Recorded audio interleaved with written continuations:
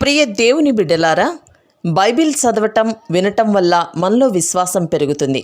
మన మార్గానికి త్రోవ చూపుతుంది. సమస్త జనులను శిష్యులనుగా చేయుడి మత్తయి 28:19 వచనంలో దేవుని వాక్యం తెలియచేస్తోంది. తెలుగు బైబిల్స్ను ఆర్ఆర్కే మూర్తి గారు రీసెర్చ్ చేసి విశ్లేషణ చేసిన బైబిల్లోని ప్రతి అధ్యాయాలను వచనాలను వరుస క్రమంలో అనగా ఆదికాండం నుండి ప్రకటనా గ్రంథం వరకు ఇవ్వబడుతుంది. ప్రతి ఒక్కరూ ఆధ్యాత్మికంగా విశ్వాసంలో బలపడి మీ జీవితంలో ఎదుర్కొంటున్న సమస్యల నుండి విడుదల పొందండి. ప్రతి ఒక్కరూ మీ దీవెన టీవీని సబ్స్క్రైబ్ చేసి ఈ వాక్యాన్ని లైక్ చేసి మీ మిత్రులకు బంధువులకు షేర్ చేయండి. దేవుని సువార్తను ప్రకటింపబడుటలో మీరు పాలిభాగస్తులు కండి. ప్రియ శ్రోతలు, మీ బైబిళ్లు తెరవండి. ఈరోజు మన పాఠం మలాకి గ్రంథం 3వ అధ్యాయం 13 నుండి 16వ వచనం వరకు శ్రద్ధగా వినండి. యెహోవా సెలవిచ్చున్నదేమనగా, నన్ను గూర్చి మీరు బహు గర్వపు మాటలు పలికి నిన్ను గూర్చి ఏమి చెప్పాము అని మీరడుగుతారు. దేవుని సేవ చేయడం నిష్ఫలమని, ఆయన ఆజ్ఞలను గైకొని సైన్యములకు అధిపతి అయిన యెహోవా సన్నిధిలో మనము దుఃఖాక్రాంతులుగా తిరగడం వల్ల ప్రయోజనం లేదని, గర్విష్ఠులు ధన్యులవుతారని, యెహోవాను శోధించే దుర్మార్గులు వర్ధిల్లుతారని, వారు సంరక్షణ పొందుతారని మీరు చెప్పుకుంటున్నారు. అప్పుడు యెహోవాయందు భయభక్తులు గలవారు ఒకరితో ఒకరు మాట్లాడుకుంటూ ఉండగా యెహోవా చెవియొగ్గి ఆలకించాడు. మరియు యెహోవాయందు భయభక్తులు కలిగి ఆయన నామమును స్మరిస్తూ ఉండేవారికి జ్ఞాపకార్థముగా ఒక గ్రంథము ఆయన సముఖమందు రాయబడింది. శ్రోతలు వింటున్నారా? యెహోవా చెప్పేదేమంటే, నాకు వ్యతిరేకంగా మీరు చాలా గర్వంగా మాట్లాడారు. అయితే మీరు నీకు వ్యతిరేకంగా మేము ఏమన్నాము అని అడుగుతారు. మీరింకా ఏమన్నారంటే, దేవునికి సేవ చేయడం వ్యర్థం, ఆయన ఆజ్ఞల ప్రకారమే ప్రవర్తిస్తూ యెహోవా ఎదుట దుఃఖాక్రాంతులై తిరుగుతూ ఉండడము చేత ప్రయోజనమేమిటి? ఇప్పుడు గర్విష్ఠులే ధన్యులు అని చెబుతారు. చెడుగు చేసేవారు వర్ధిల్లుతున్నారు, దేవుణ్ణి పరీక్షించేవారు కూడా తప్పించుకుంటూ ఉంటారు. అనగా దేవుని సహనమును దీర్ఘశాంతమును పరీక్షకు గురిచేసి తప్పించుక తిరుగుతున్నారు గదా. శ్రోతలు, వీరి మాటల ధోరణి చూడండి. 13వ వచనంలో ఇశ్రాయేలు ప్రజలు 8వసారి దేవునికి తిరుగు ప్రశ్న వేస్తున్నారు. దేవుడు ఒక మాట చెబితే దానికి ఎదురు చెప్పడానికి వీరికి ఎంత ధైర్యం! దేవుని వాక్కు అంటే నిర్లక్ష్యం. నీకు వ్యతిరేకంగా మేమెప్పుడు మాట్లాడాము, ఏమి మాట్లాడాము అని దేవుణ్ణి అడుగుతున్నారు. దేవునికి సేవ చెయ్యాలా? చేయకపోతే చేస్తే మాకేం ఒరుగుతుంది? ఏమి లాభం? వారు హృదయపూర్వకంగా సేవ చేయటం లేదు, అందుకే ఇలా మాట్లాడుతున్నారు. దాన్ని బట్టే వారికి ఆశీర్వాదాలేమీ లభించలేదు. పైగా దేవుణ్ణి నిందిస్తున్నారు. దేవునికి సేవ చేయడం అనవసరం అంటున్నారు. అసలు వారు చేసిన సేవ మటుకేముంది? అరకొరగా ఏదో చేసినట్లు చెయ్యనట్లు వ్యవహరిస్తున్నారు. కొందరు ఉసూరుమంటూ బలవంతాన గుడికి వస్తారు. వచ్చిన తరువాత ప్రతిదానిని విమర్శించటమే పనిగా పెట్టుకుంటారు. కొందరు కండ్లు మూసుకొని ఏమీ చూడరు, కొందరేమో కండ్లు తెరుచుకొని వచ్చిన వారి దుస్తులను అలంకారాలను చూస్తారు. అంతకు మించి మరేమీ లేదు. కొందరు కునికిపాట్లు పడడానికి గుడికి వెడతారు. సోదరీ సోదరులారా, ఆలయమందు దేవుని ప్రేమను వ్యక్తం చేస్తాము, దేవుణ్ణి స్తుతిస్తాము, దేవుణ్ణి సత్యముతో ఆత్మతో ఆరాధిస్తాము. లేకపోతే గుడికి వెళ్లడం ఎందుకు? అది వృధా ప్రయాసే కదా. సోదరీ సోదరులారా, కొత్త నిబంధనలో ప్రార్థన అంటే ఎలా ఉండాలో ప్రభువే చెప్పాడు. యోహాను సువార్త 4వ అధ్యాయం 21 నుండి 24వ వచనం వరకు, అమ్మా, ఒక కాలము వస్తోంది, ఆ కాలమందు ఈ పర్వతము మీదనైనా యెరూషలేములోనైనా మీరు తండ్రిని ఆరాధించరు. నా మాట నమ్ము. మీరు మీకు తెలియని దానిని ఆరాధించేవారు, మేము మాకు తెలిసిన దానిని ఆరాధించేవారము. రక్షణ యూదుల నుండే కలుగుతున్నది. అయితే యథార్థముగా ఆరాధించేవారు ఆత్మతో సత్యముతో తండ్రిని ఆరాధించే కాలము వస్తున్నది. అది ఇప్పుడు వచ్చే ఉన్నది. తనను ఆరాధించేవారు అట్టివారే కావాలని తండ్రి కోరుతున్నాడు. దేవుడు ఆత్మ గనుక ఆయనను ఆరాధించేవారు ఆత్మతో సత్యముతో ఆరాధించాలి. ఆ పర్వతమందు గాని యెరూషలేములో గాని అనే నియమమేమీ లేదు. యేసు సార్వత్రిక ఆరాధన లోకమంతటా జరిగే రోజులొస్తాయి. ఆత్మారాధన, సత్యారాధన. ప్రభువు ఇంత చెప్పినా ఆ పర్వతం మీద ఇంకా బలులు అర్పిస్తూనే ఉన్నారు. యెరూషలేములో కూడా ఈ ప్రవచనం నెరవేరవలసి ఉంది. సత్యారాధన అంటే ఆరాధికులు దేవుని వాక్యాన్ని ప్రేమిస్తారు. ఆరాధికులు దేవుణ్ణి సేవిస్తారు. దేవునికి విధేయత చూపుతారు.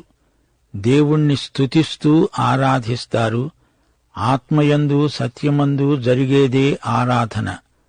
బాహిరమైన మతాచారాల సందడిని ఆరాధన అనలేము. ఆరాధన నీ హృదయములో నుండి పెల్లుబికి రావాలి. యేసుక్రీస్తుకు నీకు సరైన సంబంధ సహవాసాలు ఉంటేనే కాని నీవు ఆరాధించలేవు. దేవునికి సేవ చేయడం వృధా అంటున్నారే, దీనికి మూల కారణం వీరే, దేవుడు కాదు. విశ్వాసులలో చల్లదనం ప్రవేశిస్తే వారి భక్తి చల్లారిపోతుంది. ఈ సమస్యకు కారకులు ఈ ప్రజలే. యెషయా 58వ అధ్యాయం 3వ వచనంలో ఆరాధనకు అసలైన నిర్వచనం చెప్పాడు దేవుడు. మేము ఉపవాసముండగా నీవెందుకు చూడవు? మేము మా ప్రాణములను ఆయాసపరచుకొనగా నీవెందుకు లక్ష్యపెట్టవు అని వారంటారు. మీ ఉపవాస దినమున మీరు మీ వ్యాపారము చేస్తారు, మీ పనివారి చేత కఠినమైన పని చేయిస్తారు. యెషయా కాలంలో కూడా మలాకీ రోజులలో తలెత్తిన సమస్యే ఎదురైంది. వారు ఉపవాసమున్నారు, తమ ప్రాణాలను ఆయాస పెట్టుకున్నారు. దేవుడు వాటికి బదులియ్యలేదు. ఎందుకు? మీరు కలహపడతారు, వివాదాలు రేపుతారు, అన్యాయంగా గుద్దులాడుతూ ఉపవాసముంటారు. అట్టి ఉపవాసము నాకు అనుకూలమా అని దేవుడు అడుగుతున్నాడు. మీ ఉపవాసాలు నాకెందుకు? మతాచారాలు, మత కలహాలు, మత వివాదాలు, ఇదేనా మీ భక్తి? సిద్ధాంతాలు, రాద్ధాంతాలు పెట్టుకుని వాదోపవాదాల్లో కొందరు తలమునకలవుతూ ఉంటారు. వివాదం వల్ల వేడి ఎక్కువవుతుంది, వెలుగు తగ్గుతుంది. బైబిలు దేవుని వాక్యమని నమ్మేవారు ప్రార్థన చేస్తారు గాని వివాదాల జోలికి పోరు. ఏ సిద్ధాంతాన్ని పరీక్షించాలన్నా వాక్యమే గదా మనకు గీటురాయి. యెషయా 58వ అధ్యాయం 6 నుండి 8వ వచనం వరకు. దుర్మార్గులు కట్టిన కట్లను విప్పడము, కాడి, మాను, మోకులు తీయడము, బాధించబడిన వారిని విడిపించడము, ప్రతి కాడిని విరుగగొట్టడము, నేను ఏర్పరచుకొనిన ఉపవాసము ఇదే కదా. నీ ఆహారము ఆకలిగొనిన వారికి పెట్టడము, నీ రక్త సంబంధికి నీ ముఖము తప్పించకుండా ఉండడము, దిక్కుమాలిన బీదలను నీ ఇంట చేర్చుకోవడము, వస్త్రహీనుడు నీకు కనపడినప్పుడు వానికి వస్త్రములివ్వడము, ఇదే కదా నాకిష్టమైన ఉపవాసము. అలాగున నీవు చేసిన ఎడల నీ వెలుగు వేకువ చుక్కవలె ఉదయిస్తుంది, స్వస్థత నీకు శీఘ్రంగా లభిస్తుంది. నీ నీతి నీ ముందర నడుస్తుంది. యెహోవా మహిమ నీ సైన్యపు వెనుకటి భాగమును కావలి కాస్తుంది. యెషయా ఇంతగా చెబుతున్నదేమిటి? నీవు దేవునికి ఆరాధన స్తుతి అర్పించాలి అంటే నీ ఆరాధనకు దోహదపడే జీవితం నీకుండాలి. అనగా నీ అంతరంగం ఆరాధనకు తగినట్లు ఉండాలి. ఇది చాలా ముఖ్యం. నీ మాటలకు, నీ అనుదిన జీవితానికి పొంతన ఉండాలి. నీ హృదయంలో ఆరాధన వాతావరణం లేకపోతే బాహిరమైన మతాచారాలు, మత సంస్కారాలు ఎందుకు కొరగావు. వీరి మాటలు ఎంత విడ్డూరంగా ఉన్నాయో చూడండి. గర్విష్ఠులే ధన్యులట, దుర్మార్గులే వర్ధిల్లుతారట. వారికి సంరక్షణ ఉంటుందిట. అంటే వీరు దేవుణ్ణి శోధించి తప్పించుకోగలము అనే ధీమాతో ఉన్నారు. హబక్కూకు అసలు సత్యాన్ని కనుగొన్నాడు. దేవుడు ఇశ్రాయేలు జాతి జీవితంలో ఉన్నాడు. ఆయన వారిలోకి సంచలనం రప్పిస్తున్నాడు, ఉజ్జీవం తెప్పిస్తాడు. వారి నిజస్థితిని వారి చేతనే ఒప్పిస్తున్నాడు. ఆయనే తీర్పరి. లోక చరిత్ర వెనుక దేవుని రథచక్రాలు తిరుగుతున్నాయి. దేవా కనికరించు అని మనం ఆక్రందన చెయ్యవలసిన సందర్భమిది. దేవుడు కదలుతున్నాడు గాని ఆయన ప్రజలలో కదలిక లేదు. యెహోవాయందు భయభక్తులు కలవారు ఒకరితో ఒకరు మాట్లాడుకుంటున్నారు. కొద్దిమంది శేషిత ప్రజ మిగిలారు. వీరు దేవుణ్ణి ప్రేమిస్తారు. వీరి మధ్య మంచి సహవాసముంది. వీరు తరచూ కలుసుకుంటారు. విశ్వాసులకు సహవాసం ఎంతో ధైర్యం గొలుపుతుంది. విశ్వాసం సహవాసంలో బలపడుతుంది. దేవుడు వారు మాట్లాడుకుంటూ ఉన్నదంతా వింటున్నాడు. యెహోవాయందు భయభక్తులు కలిగి ఆయన నామమును స్మరిస్తూ ఉండేవారికి జ్ఞాపకార్థముగా ఒక గ్రంథము దేవుని సముఖమందే రాయబడింది. దేవుని సముఖంలో గ్రంథాలుంటాయి. దేవుడు రాస్తున్నాడని కాదు. దేవునికి మతిమరుపు ఉండదు. ఆయనకు పుస్తకము అక్కర్లేదు, కంప్యూటరు అవసరం లేదు. దేవుని సముఖంలో రాయబడిన పుస్తకాలను గురించి ప్రకటన గ్రంథంలో కూడా రాయబడింది. ప్రకటన 3వ అధ్యాయం. ప్రభువు అవసరమైతే కొన్ని పేర్లను తుడిచివేయగలడు. 3వ అధ్యాయం 4-5 వచనాలు. తమ వస్త్రములను అపవిత్రపరచుకొనని కొందరు సార్దిస్లో నీ వద్ద ఉన్నారు. వారు అర్హులు గనుక తెల్లని వస్త్రములు ధరించుకొని నాతో కూడా సంచరిస్తారు. జయించేవాడు అలాగున తెల్లని వస్త్రములు ధరించుకుంటాడు. జీవగ్రంథములో నుండి అతని పేరు ఎంతమాత్రమును తుడుపు పెట్టక నా తండ్రి ఎదుట ఆయన దూతల ఎదుట అతని పేరు ఒప్పుకుంటాను. జీవగ్రంథము, అందులో పేరు రాయడం, గ్రంథములు కొన్నిటిని పెట్టుకుని దేవుడు గ్రంథాలయమొకటి నిర్వహిస్తున్నాడు అనుకుంటున్నారా? అలా కాదు.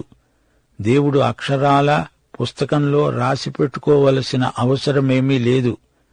రక్షించబడిన వారి పేర్లు, బహుమానాలు పొందేవారి పేర్లు గుర్తింపు కోసం దేవుడు రాయవలసినంత అగత్యమేమీ లేదు. ఆయన అందరినీ సునాయాసంగా జ్ఞాపకముంచుకోగలడు. మనకైతే ఇది ఉపమానం. ప్రకటన 20వ అధ్యాయంలో నశించిన వారు ధవళ సింహాసనము వద్దకు తేబడతారు. అప్పుడు గ్రంథములు విప్పబడతాయి అని చెప్పబడింది. బడిలో చేరి చదువుకునే విద్యార్థికి ప్రోగ్రెస్ కార్డు ఇస్తారు. క్రీస్తును స్వకీయ రక్షకుడుగా నీవు అంగీకరించినప్పుడు నీ పేరు మీద ఆ కార్డు ఇవ్వబడింది. నీవు ఎంత అభివృద్ధి పొందావో, ఎంత ఎదుగుతున్నావో, ఎన్ని మార్కులు వచ్చాయో ఆ కార్డు మీద రాసి ఉంటుంది. అది జీవగ్రంథంలో పేరు. నీవు వాక్యం ఎంత వింటున్నావు, ఆత్మయందు ఎంత బలపడుతున్నావు, ఈ వివరాలన్నీ నీ కార్డు మీద ఎప్పటికప్పుడు నమోదు చేయబడతాయి. తక్కువ మార్కులొస్తే, తప్పిపోతే అది అందులో చూపబడుతుంది. దాన్ని మరల అభివృద్ధిపరచుకోవడానికి హెచ్చరిక. సార్దిస్ సంఘాన్ని గురించి ప్రభువు చెప్పినప్పుడు అది సేవ, అదే సర్వీస్ రిజిస్టర్. కొందరి సేవ శూన్యమని ఆ కార్డు చూపుతుంది అని అర్థం. 1 కొరింథీ 3వ అధ్యాయం 11-15 వచనం వరకు, వేయబడినది తప్ప మరొక పునాది ఎవ్వడూ వేయనేరడు, ఆ పునాది యేసుక్రీస్తే. ఎవడైనా ఈ పునాది మీద బంగారము, వెండి, వెలగల రాళ్లు, కర్ర, గడ్డి, కొయ్యకాలు మొదలైన వాటితో కట్టిన ఎడల వాని పని కనపడుతుంది. ఆ దినము దానిని తేటపరుస్తుంది. అది అగ్నిచేత బయలుపరచబడుతుంది. వాని పని ఎట్టిదో దానిని అగ్నే పరీక్షిస్తుంది. పునాది మీద ఒకడు కట్టిన పని నిలిచిన ఎడల వాడు జీతము పుచ్చుకుంటాడు. ఒకని పని కాల్చివేయబడిన ఎడల వానికి నష్టము కలుగుతుంది. అతడు తన మట్టుకు రక్షించబడతాడు గాని అగ్నిలో నుండి తప్పించుకున్నట్లు రక్షించబడతాడు. అగ్నిలో నుండి తీయబడిన కొరివిలాగా పరలోకంలోకి చేరేవారు ఎందరో ఉంటారు. అగ్ని పరీక్ష విశ్వాసులందరికీ ఉంటుంది. రక్షణ విశ్వాసము ద్వారా మాత్రమే, అది క్రియల ద్వారా రాదు. కాని వారు చేసిన సేవా వివరాల కార్డు, అది రికార్డు. వారు ప్రభువును ప్రేమించి చేసిన సేవా వివరాలు అందులో ఉన్నాయి. రక్షణ ఉచితమే. నీవు రక్షించబడిన తరువాతనే సేవాక్రియా వివరాలు అవసరం. జ్ఞాపకార్థమైన గ్రంథం దేవుని సముఖంలో రాయబడింది. పాత నిబంధనలో కూడా దేవుని గ్రంథం పేర్కొనబడింది. కీర్తనలు 56 వచనం 8. దావీదన్నాడు, నా సంచారములను నీవు లెక్కించి ఉన్నావు, నా కన్నీళ్లు నీ బుడ్డిలో ఉంచబడి ఉన్నవి. అవి నీ కవిలలో అనగా పుస్తకములో కనపడతాయి కదా. ప్రియ శ్రోతలు, వింటున్నారా? మనము ఎక్కడెక్కడ ప్రయాణాలు చేస్తున్నది దేవునికి తెలుసు. నీ ఇరుగు పొరుగు వారికి, నీ సంఘ సభ్యులకు, నీ సంఘ కాపరికి తెలియకపోవచ్చు గాని దేవునికి అంతా తెలుసు. మన చీకటి ఆయనకు వెలుగే. నీవు ఎక్కడికి వెళ్ళింది, ఏమేమి చేసింది, వివరాలన్నీ దేవునికి తెలుసు. నా కన్నీటిని నీ బుడ్డిలో ఉంచావు. దేవుని బిడ్డల ప్రార్థన కన్నీరు దేవుని బుడ్డిలో ఉన్నది. దేవునికి మన సమస్యలన్నీ తెలుసు. ఆయనకు మనపై ఎంతో శ్రద్ధ, ఎంతో ఆసక్తి. దైవ సేవకుల కన్నీరు ఆయన పరిశోధన నాళికలో ఉన్నది. ఇవన్నీ నీ కవిలలో ఉన్నాయి కదా దేవా. మన జీవితమంతా రికార్డు చేయబడి ఉంది. మన జీవిత చరిత్ర అంతా ఆయన సముఖంలో ఉంది. నీ సమాధి కార్యక్రమంలో నీ గురించి సంఘ కాపరి మంచి పొగడ్త మాటలు చెప్పి ఉండవచ్చు. అయితే పరలోకంలోని కవిలలో నీ వివరాలు నమోదై ఉన్నాయి. అది అసలైన రిపోర్టు. అదంతా అక్కడికి వెళ్ళాక దేవుడు నీకు నాకు చూపుతాడు. ప్రియ శ్రోతలు, వింటున్నారా? 13వ వచనంలో దేవుడు వారితో అన్నాడు, నన్ను గూర్చి మీరు గర్వపు మాటలు పలికారు. దేవుణ్ణి గురించి వారు మాట్లాడిందేమిటి? యూదాపత్రిక 15వ వచనం, భక్తిహీనుల మాటలు, భక్తిహీనుల చేతలు దేవుని తీర్పు కిందికి వస్తాయని చెప్పబడింది. వీరు దేవుని నీతినే సవాలు చేస్తారు. మేము నీకు వ్యతిరేకంగా ఏం మాట్లాడాము అంటారా? మీరు అన్న మాటలివిగో అని దేవుడు వారికి అవే మాటలు వినిపించాడు. దేవుని సేవ చెయ్యనక్కర్లేదని, ఆయన ఆజ్ఞలను ధిక్కరించినా పర్వాలేదని, పశ్చాత్తాపం అనవసరమని వీరు ప్రగల్భాలు పలికారు. దేవుడు ఆశీర్వదించకపోయినా మనం వర్ధిల్లుతాము, మన సంరక్షణ కొనసాగుతూనే ఉంటుందని వీరు ఏవేవో బీరాలు పలికారు. అయితే వారిలో దేవుని యందు భయభక్తులు గలవారు కలిసి మాట్లాడుకొని దేవుణ్ణి స్తుతించారు, మహిమపరిచారు. మొదట దేవుడు గద్దించగా ఒప్పుకొని పశ్చాత్తాప పడవలసింది పోయి, దేవుడు వారిని గురించి చెప్పిన ప్రతి మాటను వారెదిరించారు. దేవుని సేవ వ్యర్థం అన్నారంటే అంతకంటే ఘోరమైన దైవ దూషణ మరొకటి ఉండదు. దేవుడు మంచివాడు, ప్రేమగలవాడు, నమ్మకమైన సేవకు ప్రతిఫలమిస్తాడు అన్న నిత్య సత్యాలను త్రోసిపుచ్చారు. మంచివాళ్లు సైతం అడపాదడపా ఇలాంటి అపసవ్యమైన ఆలోచనల్లో అట్టిట్టయిపోవడం జరుగుతోంది. 1 కొరింథీ 15వ అధ్యాయం 58వ వచనం. అందుకే పౌలంటున్నాడు, నా ప్రియ సహోదరులారా, మీ ప్రయాసము ప్రభువునందు వ్యర్థము కాదని ఎరిగి స్థిరులును కదలని వారును ప్రభువు కార్యాభివృద్ధి యందు ఎప్పటికీ ఆసక్తులై ఉండండి. రాబోయే దేవుని తీర్పు సంగతి తెలియక కొందరు విశ్వాసులు తమ ఆలోచనల్లో ఇలాంటి పొరపాట్లు చేస్తూ ఉంటారు. దేవుని యందు భయభక్తులు గలవారి మాటలు దేవుడు వింటాడు. వెంటనే వారి ప్రార్థనలకు జవాబిస్తాడు. దేవుణ్ణి ఆరాధించి ఏమి ప్రయోజనం అని వారు సణిగారు. అది అపసవ్యపు ఆలోచన. దేవుణ్ణి ఆరాధిస్తే నాకేమి లాభం అనేది స్వార్థపు ఆలోచన. ఆరాధన ఎందుకు అంటే ఆయన దేవుడు గనుక. ఆరాధనలో స్వార్థం తాలూకు ఆలోచనలు రాకూడదు. దేవుడు ఆరాధనకు పాత్రుడు. ఆయననే ఆరాధించాలి. ఆరాధనలో దేవుణ్ణి మహిమపరుస్తాము. శ్రోతలు గుర్తించండి, హగ్గయి, జకర్యా ప్రవక్తలు దేవుని ఆలయ పునర్నిర్మాణం విషయం ప్రజలను సవాలు చేశారు. దేవుని ఆలయంలో ప్రజలు ఆరాధన చేశారు. కాని వారి ఆరాధనలోని నిర్జీవ స్థితిని మలాకి గద్దిస్తున్నాడు. మలాకీ గ్రంథంలో దేవుని ప్రశ్నలకు ప్రజల ఎదురు ప్రశ్నలు. ఈ విధంగా 8 సార్లు ప్రశ్నలు, ఎదురు ప్రశ్నలు కొనసాగాయి.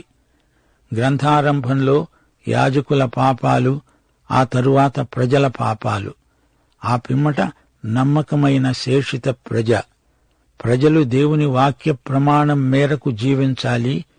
యాజకులు అవిశ్వసనీయులైతే వారు ప్రజలకు ఎలా ప్రాతినిధ్యం వహించగలరు? పెండ్లి భార్యను విడిచి అన్యురాలిని కట్టుకున్న వ్యక్తి తన పిల్లలను ఎలా నడిపించగలడు? దేవుడు తన బిడ్డలను ప్రేమించడం వారి బలహీనతలను బట్టి తక్కువ కాలేదు. పాపము ఎక్కడ విస్తరిస్తుందో అక్కడ దేవుని కృప అపరిమితముగా విస్తరిస్తుంది. యేసు మొదటిసారి వచ్చి విశ్వాసులను పవిత్రపరిచాడు. రెండోసారి వచ్చి తన రాజ్యం స్థాపిస్తాడు. ఆయన రాజ్యం శ్రేయో రాజ్యం, నీతి న్యాయములు గల రాజ్యం. పాఠం ఇంతటితో సమాప్తం. మన ప్రభు అయిన యేసుక్రీస్తు వారి దివ్య కృప, తండ్రి అయిన దేవుని ప్రేమ, పరిశుద్ధాత్మ యొక్క అన్యోన్య సహవాసము, సమాధానము మనకందరికీ ఇప్పుడు ఎల్లప్పుడూ నిత్యత్వము పర్యంతము తోడై ఉండునుగాక. ఆమేన్.